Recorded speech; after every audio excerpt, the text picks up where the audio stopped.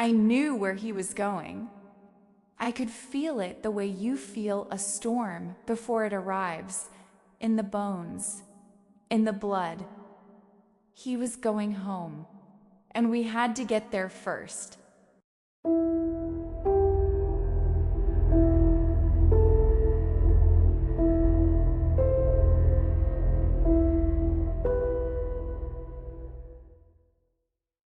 On the night of the 4th of October, Van Helsing led them to Carfax, the old house adjoining the asylum that Dracula had purchased through Jonathan's firm. They went in armed with crucifixes, garlic, and wooden stakes. They found 29 of the 50 boxes. 21 were already gone. 21 boxes. He had moved them quietly, systematically while we were watching Lucy die. He had been 10 steps ahead of us the entire time. The whole of London, and we had no idea where 21 boxes of his native earth were hidden. Without the earth, he cannot rest. Without rest, he grows weak. We had to find everyone. We sterilized the boxes we found. Holy wafers placed inside, he cannot touch them now, cannot use them. He will be weakened, frightened, perhaps for the first time in centuries. A frightened creature makes mistakes. We must be ready when he does. They found the remaining boxes over the following days, in warehouses in rented rooms, in the cellars of houses Dracula had purchased under false names across London. One by one, Van Helsing sealed them. One by one, his refuges were taken from him, and one by one, Mina felt it. Each time Van Helsing sealed a box, I felt it like a door closing somewhere far away. A coldness, a narrowing. He was being driven back toward where he had come from. And the connection between us, the thing he had made when he came to my window, it did not break. It became a compass, pointing east, always east, toward Transylvania.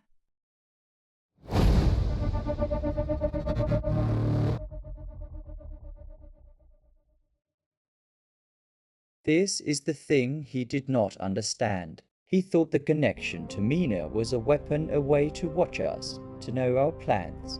He did not consider that it works both ways, that through her we can feel him, find him, follow him all the way back to his castle if we must. Van Helsing hypnotized me each dawn and each dusk, the times when the connection was strongest. He would ask me what I heard, what I felt, and I would describe it. The sound of water, creaking wood, cold air, darkness.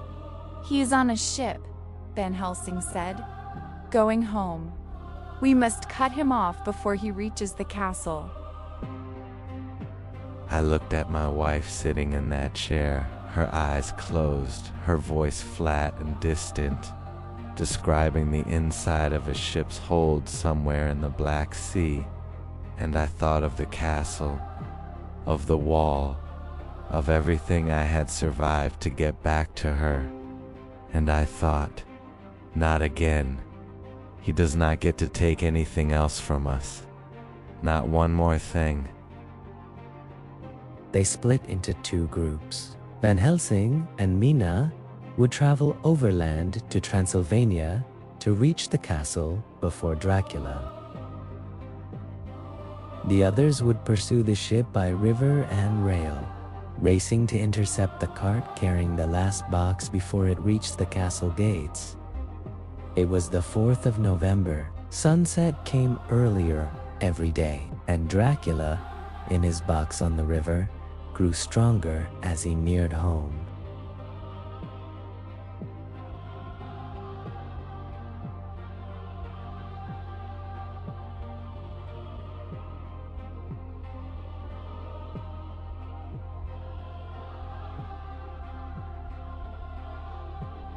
Van Helsing and Mina arrived at Castle Dracula on the morning of the 5th of November. The castle was empty, silent, the same stone walls Jonathan had climbed down months before. Van Helsing walked every corridor. He found 3 things he had been looking for. The 3 women, still here, sleeping in their boxes as he had slept in his. Beautiful and terrible, and not alive in any way that mattered. I did what had to be done. I do not regret it. They had not chosen what they were, but they could not be left as they were. I gave them the only peace available to them. I waited outside while Van Helsing went in. I could not go in. The castle pulled at something in me that I did not trust. The connection to Dracula was very strong here, the place he had lived for centuries. I stood in the snow and I held my crucifix and I waited. And I thought about Jonathan on the road below, racing toward us, and I held on. Below, on the mountain road, the others had intercepted the cart. A running fight in the snow against the men Dracula had hired to guard his final box. The sun was dropping toward the horizon. They had minutes, not hours. Jonathan fought his way through to the cart. He reached the box. He pulled back the lid. The Count lay inside. His eyes were open. He looked at Jonathan the way he had looked at him in the castle, patient, ancient, certain. As if this were still a situation he controlled. As if Jonathan were still the young solicitor who had come to his door with paperwork and polite conversation. He was wrong about that. He'd been wrong about that since the wall.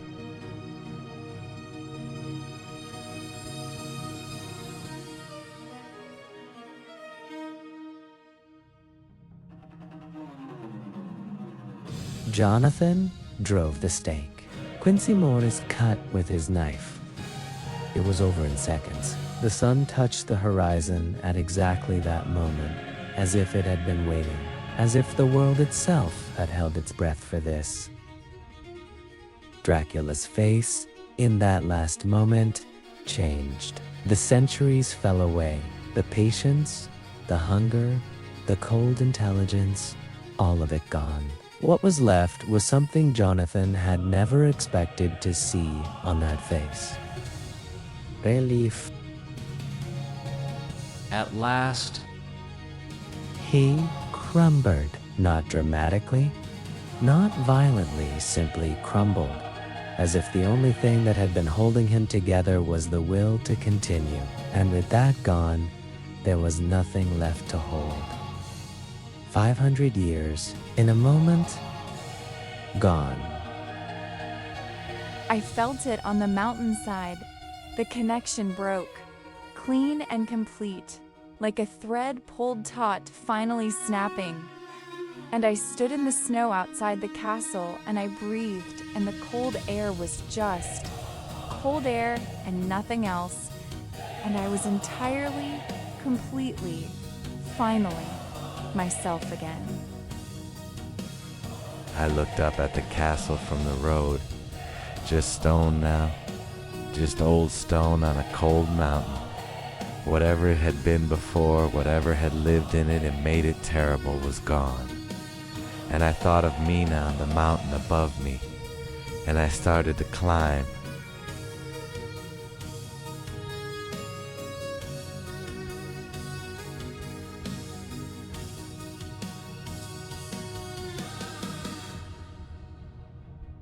Jonathan and Mina Harker returned to England in December of 1897. Jonathan took over his employer's firm. Mina taught school. They had a son, born the following September, whom they named after every man who had made the journey with them. He grew up, his parents said, with his mother's warmth and his father's stubbornness. He never knew what his parents had survived. They never told him. Some things, Mina said, are better carried by those who were there. I kept my diary, all of it, every word from Whitby to the mountain road. I sealed it and put it away, and for many years I did not open it. And then one evening, I did. I read it through in a single sitting. And when I finished, I sat for a long time in the quiet of my house, with my husband asleep upstairs and my son in the next room. And I thought about what it had cost, all of it, every name, every loss. And I thought it was enough. What we did was enough. We were enough. The castle stood empty for many years after. The local people would not go near it. They said sometimes, on very cold nights, you could hear something inside the stone. Not a sound exactly, more like the absence of a sound, the shape of something that had once been there and was no longer. They called it in the old language of that region, the silence of something finally at rest.